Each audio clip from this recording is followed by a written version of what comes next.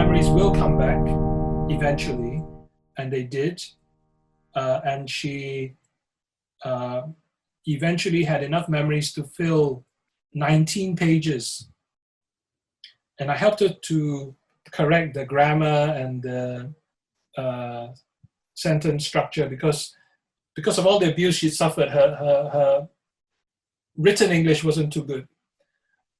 But she eventually managed to put it all together, 19 pages, and went to the police. The police had investigated, but then eventually closed it down and claimed that there wasn't enough evidence.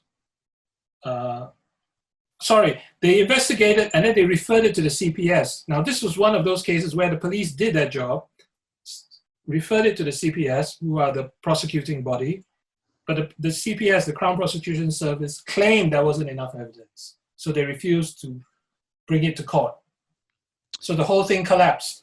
Then the second time, when she had more memories and tried to get the police to reopen her case, I helped her with the spelling and the syntax of her statement that was 19 pages long, and went back to the police.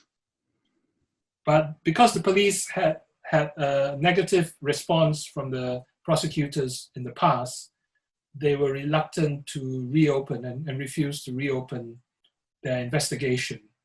Of course, if there's more memories coming in, more evidence coming in future, she could probably get them to investigate again.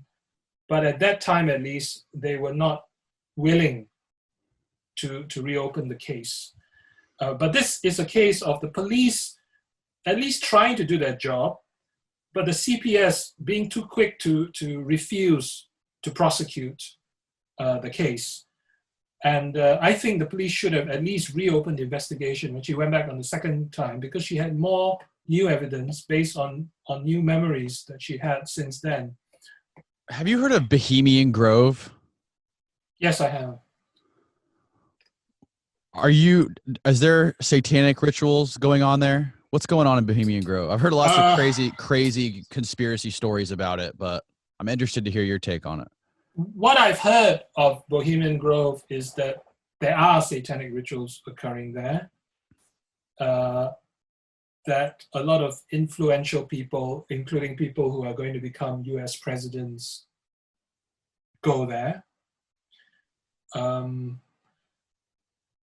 There is this strong implication that powerful people involved in SRA are using Bohemian Grove as a place to meet and to do SRA. Because my main focus is on the UK, right? I haven't spent time focusing on Bohemian Grove. We have our own similar situations in the UK, right? What we call VIP abuse.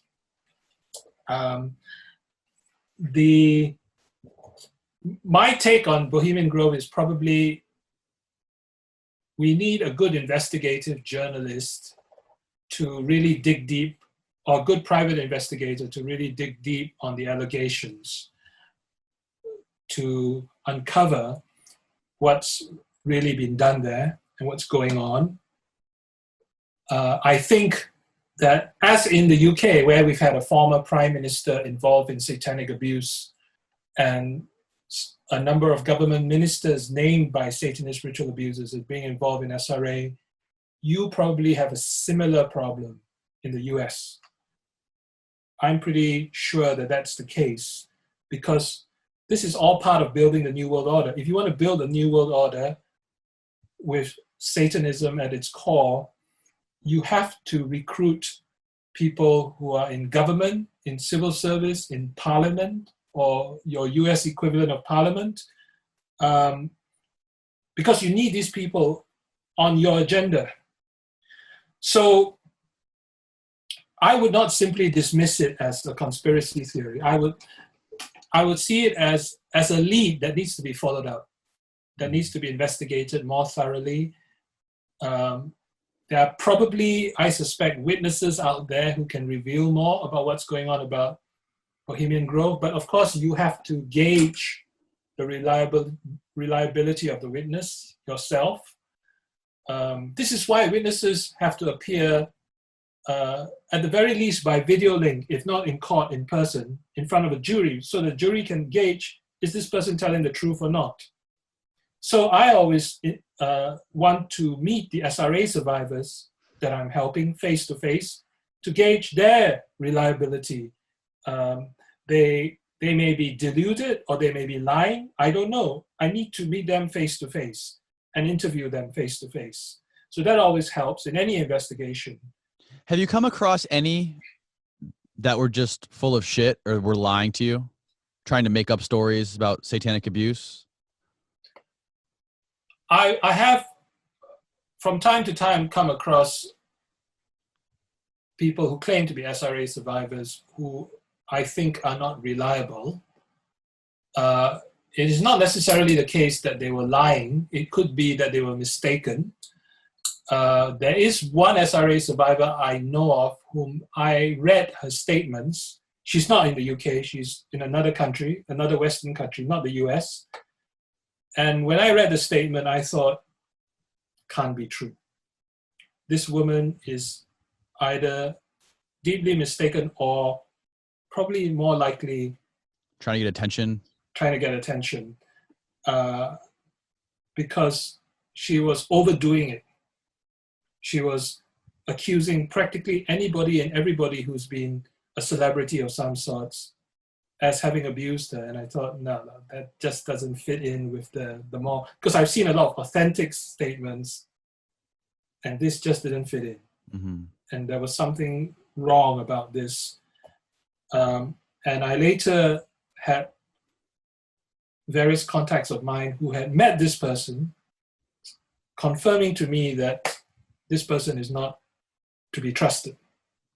So my suspicions were confirmed by contacts who are experienced on this issue, having met the person face to face and found that the person was not to be trusted. So these are a very small number, I must emphasize, very small number.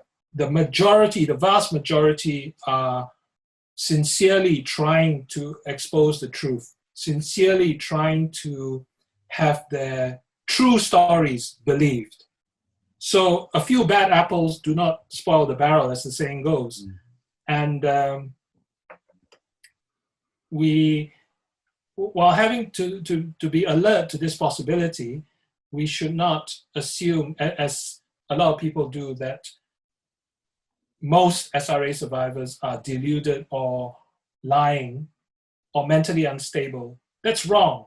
Most SRA survivors are honest people who suffered terribly and are trying to tell their stories so as to protect children. Many SRA survivors have a very honorable objective of wanting to protect other children from what they experience as children.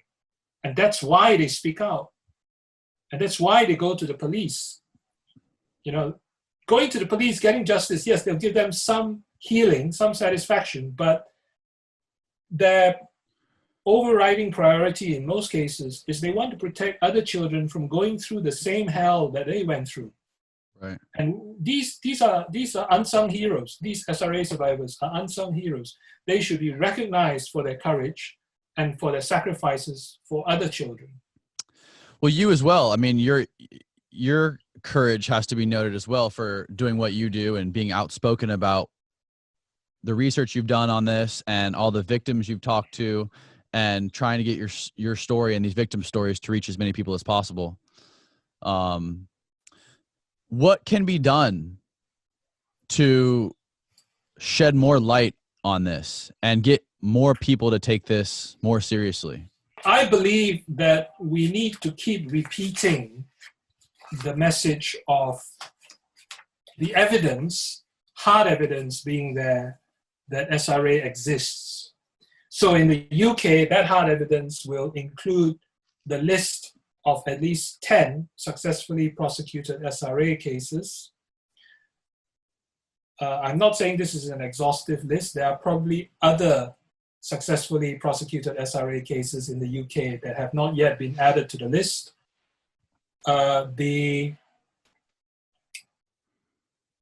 fact that the Metropolitan Police Service, the largest and oldest police force in the UK, have publicly acknowledged the existence of SRA, of satanic abuse on their website.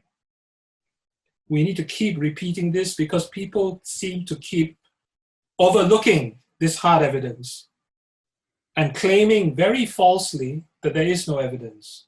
Of course there's evidence. Look at this evidence. The trouble is they don't bother to stop and look at this evidence, which will only take a few minutes to examine, and they will see the truth.